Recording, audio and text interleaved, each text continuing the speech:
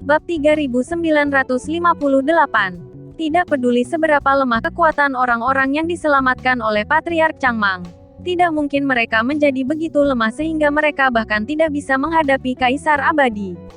Melihat orang-orang yang bertarung bolak-balik dengan Taiksu nomor 11, Xiao Yan hanya bisa memegang dahinya dengan tangannya, merasa agak tidak berdaya.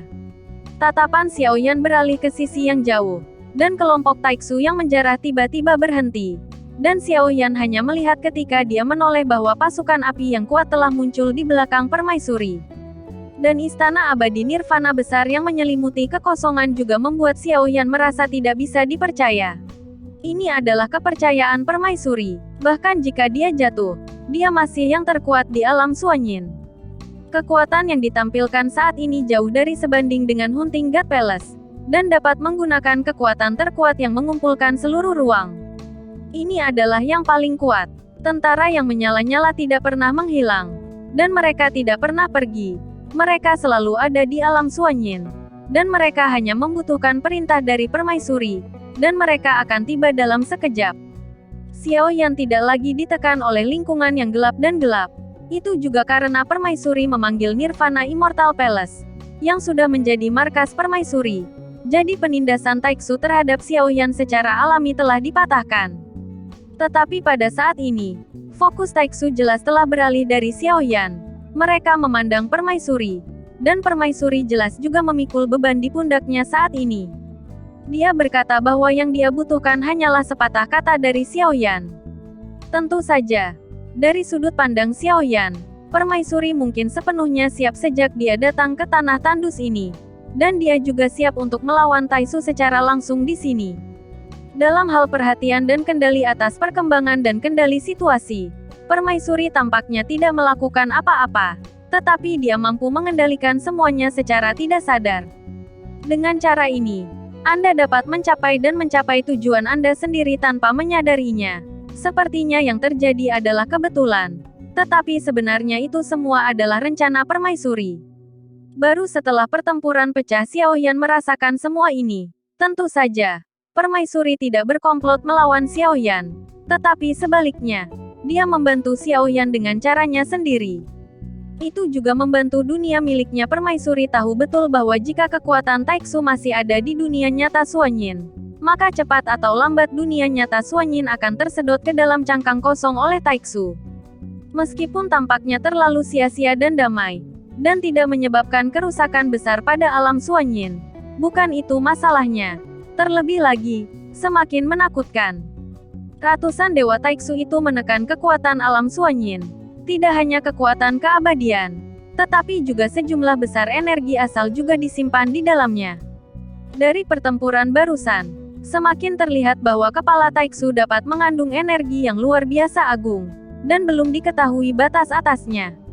Lagi pula, alam Suanyin hanyalah subdunia dengan sumber daya terbatas. Dan itu akan benar-benar dikuras oleh Taiksu dengan cara ini.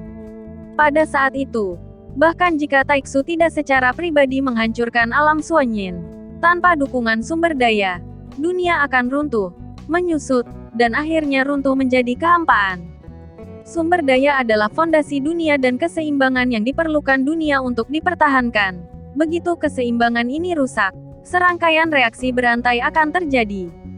Yang kuat akan berkurang tajam. Jika tidak ada kekuatan abadi yang cukup, akan semakin sulit untuk menembus keabadian Kaisar. Apa yang dilakukan Taiksu saat ini adalah menghancurkan Suan. Menghancurkan alam Suanyin. Dan 100 dewa Taiksu ini adalah senjata pembunuh Taiksu. Tidak mungkin bagi permaisuri untuk hanya menonton alam Suanyin dihancurkan. Dia tidak terlalu peduli tentang berapa banyak kekuatan yang akan lahir dalam sejarah panjang Istana Dewa Pemburu dan alam Suanyin. Dia hanya peduli tentang kelangsungan hidup dunia ini. Dan Taiksu jelas menyentuh garis bawah permaisuri.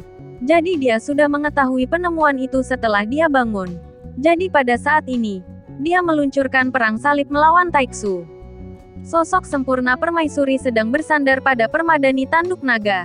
Dia sepertinya tidak memperhatikan semua bangsawan ini sama sekali. Dia bahkan melihat Xiao Yan, dan kemudian menepuk tempat di sampingnya. Seolah-olah dia juga memberi isyarat untuk Xiao Yan, untuk duduk. Melihat hal tersebut, Xiao Yan langsung tersenyum masam.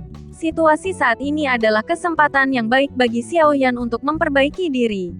Ini mungkin pertama kalinya dia menghadapi perang yang sebenarnya. Dan masih menghadapi perang Taiksu. Biarkan Xiao Yan mempelajari lebih lanjut tentang Taiksu sebelumnya. Tidak banyak waktu sebelum Taiksu melancarkan serangan ke Sengxi. Jika dia dapat memahami sebanyak mungkin, Xiao Yan tidak akan melepaskan kesempatan seperti itu. Jadi jika ada perang, Xiao Yan tidak akan duduk di samping permaisuri untuk mendapatkan restunya. Medan perang adalah tempatnya. Xiao Yan mengangkat tangannya, dan penguasa berat Bahuang Xuan terbang ke telapak tangannya dari ujung. Dia juga mengungkapkan sikapnya dengan tindakan. Dia ingin bertarung, bukan dilindungi. Xiao Yan tidak memperhatikan Bao Hulu dan para senior. Sepertinya mereka berencana untuk menjerat Taiksu ini untuk sementara waktu. Setelah pasukan permaisuri muncul, pasukan Taiksu tiba-tiba berhenti. Sepertinya mereka tidak takut berperang, tetapi dihentikan tiba-tiba. Pada saat ini, beberapa sosok berdiri di salah satu dewa Taiksu di belakang. Dan mereka dapat melihat sekilas perbedaan antara Taiksus di sekitar mereka. Tidak hanya mereka tidak mengenakan pelindung wajah, tetapi mereka juga mengenakan pelindung Void Guard yang berbeda.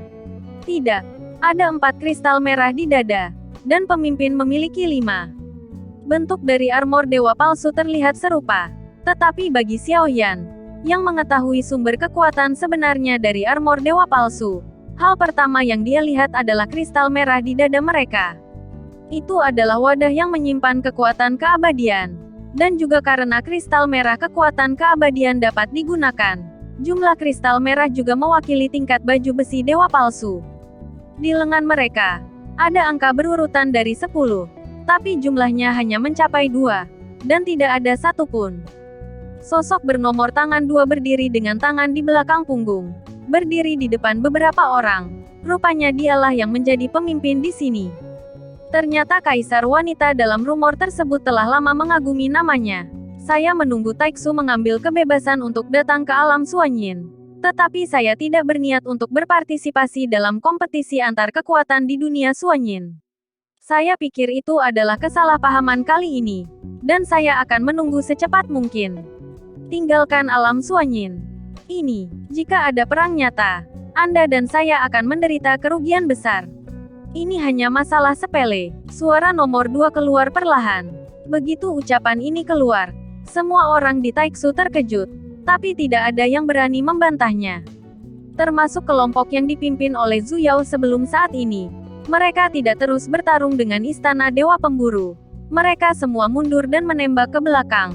Dan mundur dari medan perang. Dalam perang ini, tidak ada yang menyangka bahwa Taiksu bersedia mundur selangkah. Tentu saja, Xiao Yan dapat melihat sekilas bahwa Taiksu tidak takut membuat konsesi, tetapi agak menghina untuk bertarung, dan tidak perlu melawan permaisuri. Tujuan mereka adalah untuk mengambil sumber daya, dan kemudian mengarahkan pedang di Sengxi.